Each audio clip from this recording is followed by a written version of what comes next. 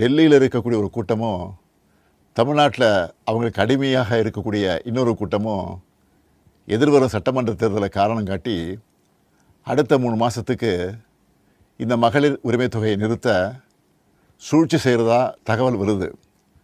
இது வச்சு நீதிமன்றத்தில் வழக்கு தொடரவும் சிலர் முயற்சி செய்வதாக செய்திகள் வருது. 1,31,00,000 மகளிர் உழைப்பை அங்கீகரிக்கிற இந்த திட்டத்தை 3 மாதம் நிறுத்தி வச்சா நீங்கள் எவ்வளவு சிரமங்களுக்கு ஆளாவீங்கன்னு உங்கள் வீட்டில் ஒருத்தனா இருக்கக்கூடிய எனக்கு நல்லா தெரியும். இந்த கஷ்டத்தையெல்லாம் நினச்சி பார்த்து தான் ஒரு முக்கியமான முடிவை எடுத்திருக்கிறேன். அதன்படி இந்த பிப்ரவரி மாதம் மட்டும் இல்லாமல் அடுத்த 2 மாதம், அதாவது மார்ச் ஏப்ரலுக்கான உரிமை தொகை தவணைகளை சேர்த்து 3,000 ரூபாயும், கூடுதலாக கோடைக்கால செலவுகளை கருத்தில் கொண்டு மேலும் 2,000 ரூபாய் சிறப்பு தொகையும் சேர்த்து இந்த பிப்ரவரி மாதம் 5,000 ரூபாயை சிறப்பு மகளிர் உரிமை தொகையாக 1,31,00,000 பெண்களுக்கு வழங்க உத்தரவிட்டிருக்கிறேன்.